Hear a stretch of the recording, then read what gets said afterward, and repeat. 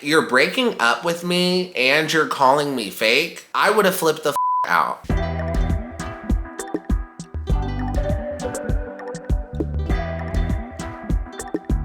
Hi everyone, my name's Dimitri and welcome back to DimitriTube. The Bachelorette Katie Thurston, episode 9. Let's talk about it. As always, if you're enjoying my videos, please go ahead and pound that like button, pound that subscribe button, and ring that notification bell. I'm a growing YouTuber and the likes and subscribes really help me out. And just one quick thing before I dive into the review. As you all know, this season of The Bachelorette is a struggle, so I decided to start reviewing F-Boy Island on HBO Max. If you're interested in that, I'll link it above so you can check it out, or if you're just interested in some of my content outside of my Bachelorette content. Okay, so let's dive in and start talking about the episode. Now, whenever I watch Hometowns, I just look for, are the conversations unique to that couple? For example, I look for when Katie is talking to Blake's family, are the conversations she is having unique to her and Blake, or can these conversations be applied to all the other relationships? If the conversation is generic, it is a huge sign that the lead is not interested in that person or that they're not gonna win. And speaking of my example, Blake, first hometown date we have is with Blake. So first of all, let me just say, ABC needs to get rid of calling this hometowns until they can actually go to the contestants' hometowns. Watching the production team try to bring hometowns to New Mexico honestly was one of the most depressing things I've seen in my life. ABC just needs to scrap trying to do this until they can actually go to the contestants' hometowns again. So for the first part of the date, Katie and Blake go to the bar, and literally nothing about this bar said Canada except they happen to have a Canada flag on the wall. Blake makes Katie a drink, they play darts, they ride a mechanical moose, and they play a little bit of hockey. Now, the one thing that confused me about this date is that Blake and Katie played hockey in the middle of the street, and literally a car came and they had to move everything. They are on this huge resort in New Mexico in the desert. Why are they playing in the middle of this street? My only guess is that production forced them to play there because that way the other two guys could see them play from the window and potentially get jealous. So while they're enjoying the hockey game, they pan the camera to Greg, who's overlooking from the balcony. And Greg, in a confessional, says, "Out of the blue, I saw them on their date." Now, this was not out of the blue. Greg, you were bored and you decided to spy.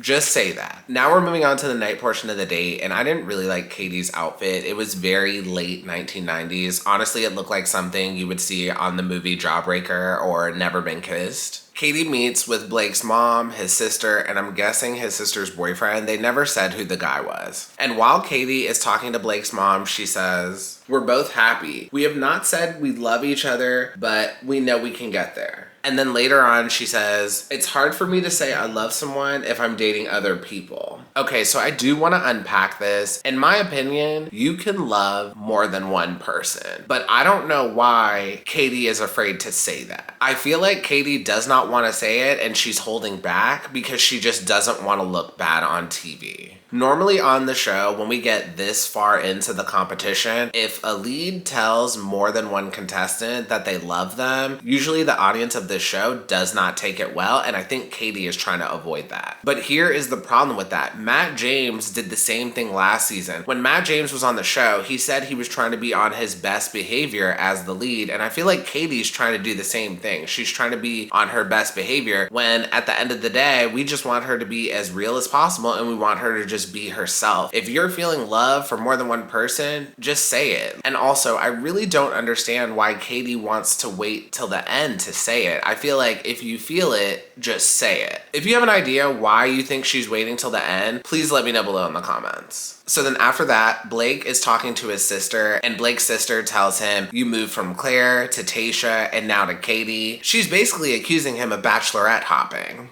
You're just bachelor hopping. Yeah. That's exactly what it is. And the last thing I want to say before I wrap up is Blake's mom asked Blake if he's ready to get down on one knee and propose. And Blake responds, yes, he's ready to get down on one knee and propose. But I thought that was kind of confusing because you're ready to propose to Katie, but you're not ready to tell her I love you. Maybe Blake just hasn't found the right moment to tell Katie that he loves her, but I don't understand how he's ready to marry her, but he's not ready to tell her I love you.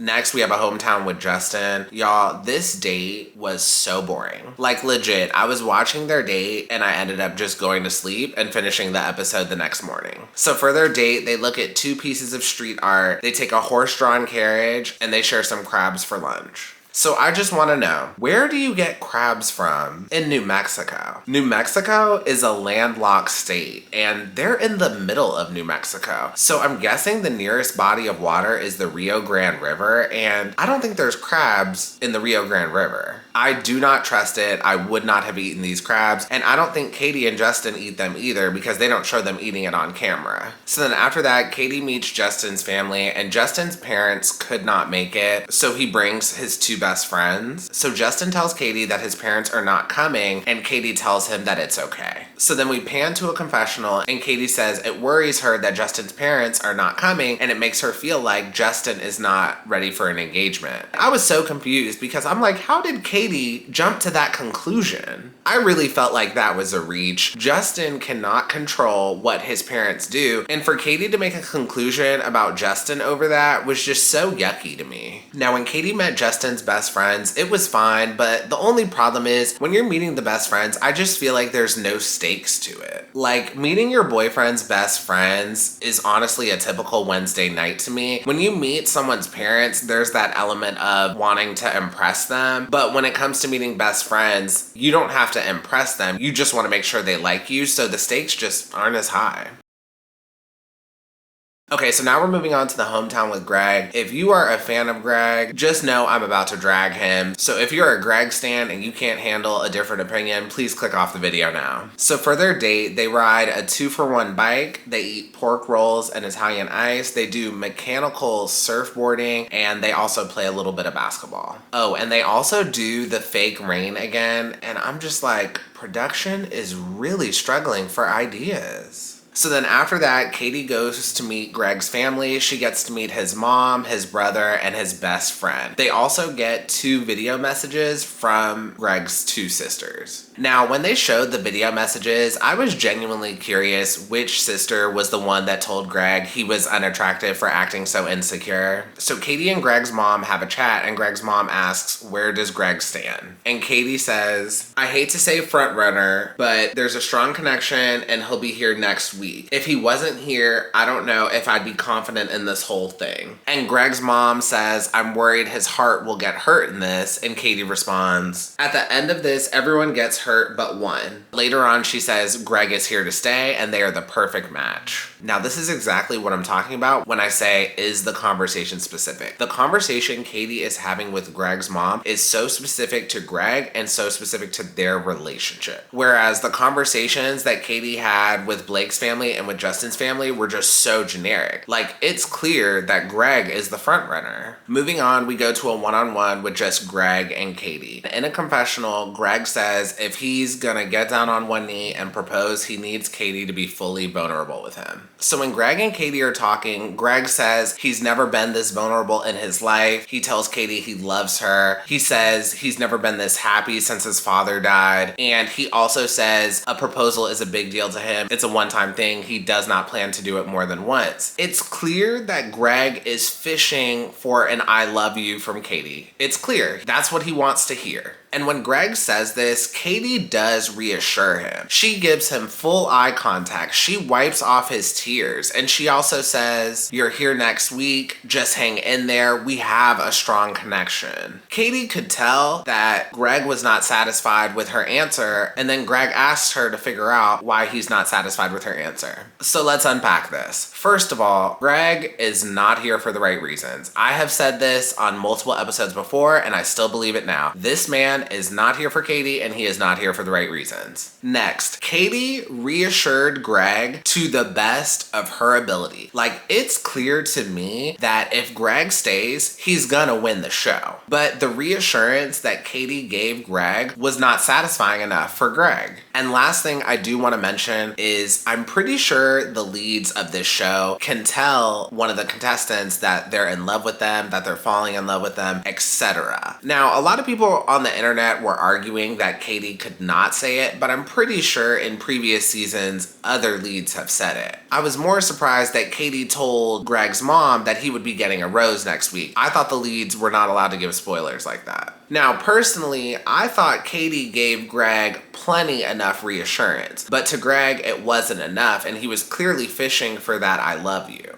But Katie, as we learn later on, says she does not want to say it until the end. So after that, Katie and Greg go to another room in the dark and they start to argue. So when they're arguing, Katie says, "It's hard, I get it." And Greg responds, "I don't know if you do." Then Katie says, "How do you think I feel having to go through it and having to be so committed to you, then have to meet someone else's family? That's hard for me." Now, I thought that was interesting Katie said that and production didn't edit it out, because Katie is clearly admitting she had no desire to meet the other families except Greg's. So clearly, he's the winner. Also, it kind of gives a glimpse into production because Katie's saying that production is forcing her to meet these other families. So then after that, Greg says, "I can't be there at the end if I don't think it's us." And Katie says, "I promise." And Greg responds, "That was the biggest step in the world for me tonight. I just don't get how it's not you and me at this point. I'm confused." When Greg said that, I thought it was so dumb. I'm like, dude, do you not realize you're on a reality show and there's still a 3-hour finale left after this? You can't just stop filming now. ABC clearly needs more footage to put together a whole season. This is just how the show goes. As the lead, you can pick someone early on, but you still have to entertain some of the other guys because you're still obligated to do a full season. This is a game show after all. Also, at this point, Katie is just appeasing Greg way too much. I really think Katie should have told Greg, if you want to leave, leave. I've said this before earlier in the season. Katie is literally rolling out the red carpet for Greg, and now Greg is taking advantage of it, and he's making Katie look like a clown.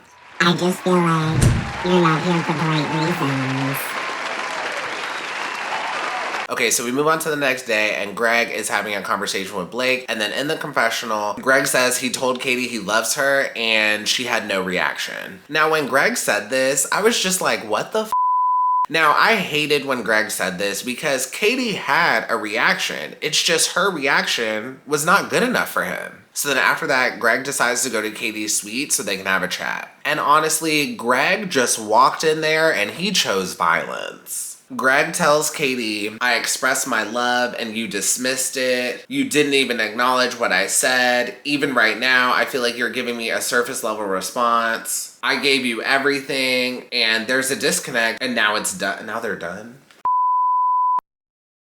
At this point, Greg is just so disgusting to me. In my opinion, women tend to be more in tune with their emotions. Katie recognized when there was a shift in his emotions and a change in his demeanor. But Greg is now throwing that back on Katie and saying that her demeanor changed. Greg is completely gaslighting Katie right now. And it is just disgusting to watch. And let me tell y'all, Katie is much better than what I would have been. If I was Katie, I would have flipped the out on Greg. You're breaking up with me and you're calling me fake? I would have flipped the out. So Greg says he's done and he ends up leaving, and Katie ends up chasing after him. Katie tells Greg she doesn't know what to do and that she gave him everything. At this point, Katie is basically begging, and it is not cute. It's really sad because she went from having 30 male suitors to begging for one, and it's just such a sad sight to watch. And Katie says, "I'm losing you, I'm losing my mind, all of this for nothing." And Greg responds, "Right now, I deserve more than what I've been given." And at this point, there is a huge dagger shoved in Katie's heart, and now Greg is just twisting it. And as y'all know, I am not a huge fan of Katie, but I really don't think she deserved that treatment from Greg.